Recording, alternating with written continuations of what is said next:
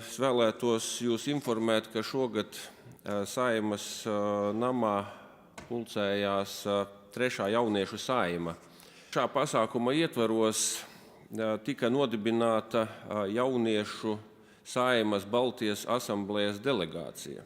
Lai tiešām ieinteresētu jauniešus aktīvāk darboties Baltijas asamblējā, mēs vasarā norganizējām speciālu konkursu jauniešiem, kas darbojas Baltijas asamblējā, jauniešu Baltijas asamblējā, sagatavot esejas par Baltijas jūras aizsardzību.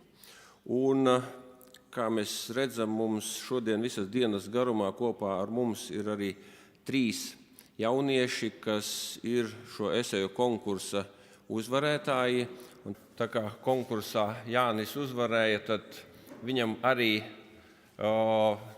pēc mana speciāla lūguma ir iespēja 3 minūtes uzrunāt Baltijas asambleju, lai arī jaunieši varētu pateikt kaut ko Baltijas parlamentāriešiem. Lūdzu, Jāni. Cienījamās dāmas un godātie kungi. Es esmu Jānis Zuļķis, 3. jauniešu saeimas Baltijas asamblejas deputāts. Savā un jauniešu saeimas vārdā sveicu Baltijas asamblejas 32. sesijas un 19. Baltijas padomes dalībniekus. Šī gada sesijas pasākumos piedalās arī jauniešu saeimas deputāti, kuri vēro jūsu darbu, vērtē jūsu sadevu un gūst vērtīgu pieredzi. Un nevelti. Jo tieši mēs esam šīs valsts nākotne, visas Baltijas reģiona nākotne. Mēs, tāpat kā jūs šobrīd, reiz risināsim laikmetam raksturīgās problēmas. Latvijā jau 3. gadu pēc kārtas ar parlamentu un citu organizāciju atbalstu tiek veidot jauniešu saeima, kuras galvenais mērķis ir palīdzēt jauniešiem izprast parlamentārās demokrātijas politiskos procesus, Latvijas Republikas saeimas un deputāts ikdienas darbu. Jauniešu saeima, gluži tāpat kā saeima, apspriež likumprojekts, iesniedz priekšlikums, piedalās debatēs un komisiju darbā. Visi jauniešu saeimas deklarācijas projekti ir paši veidoti.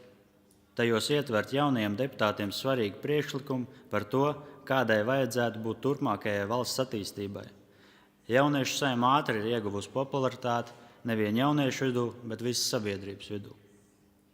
Visinteresantākās noteikti ir debats, kurās tev jācenšas pārliecināt kolēģi par piemērotākajiem risinājumiem. Nevienmēr tas izdodas, taču jāatzīmē, ka šāds debats dod lielisku pieredzi.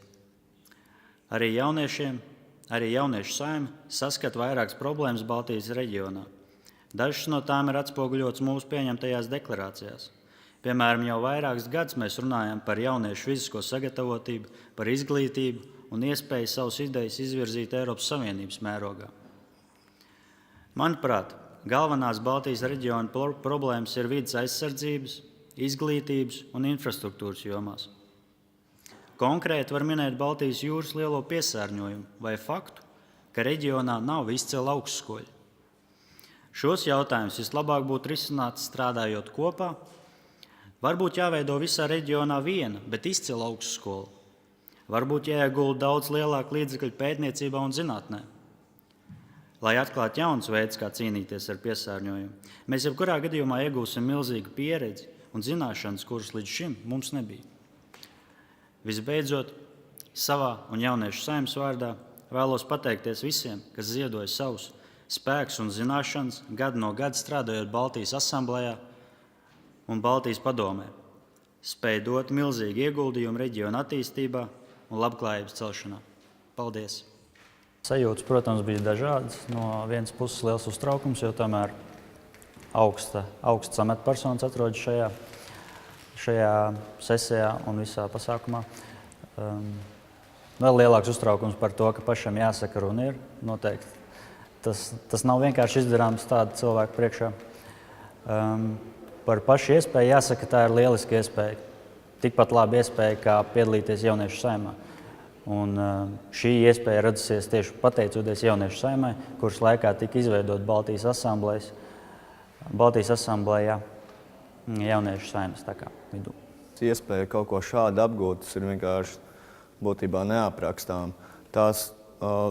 Tu būtībā skaties, dzīvojot savu dzīvi uz pasauli, tagad tajā taisnajā leņķī un esot kaut ko šādu, tev vienkārši pavēršās tie skatieni no visām situācijām, no visu, ko cilvēki vienkārši runā, ko viņi pieredzējuši. Tas ir neaprakstāms, tiešām lieliski. Iespēja noteikti ir lieliska un vienreizēja. Un tas ir tiešām interesanti, jo ne katram ir dot tādu iespēju kaut ko tādu redzēt. Un tāpēc es ļoti priecājos, ka man šī iespēja bija. Jo būs interesanti salīdzināt to, kas tika pateikts šeit un kas vēlāk tiek atspoguļots mēdījos. Jo diena ir tik gara, ka visticamāk daudz kas paliek aizkadrā. Daudzas lietas, kas tiešām varbūt arī ir ļoti interesanti, tas, ko gribētos dzirdēt un zināt.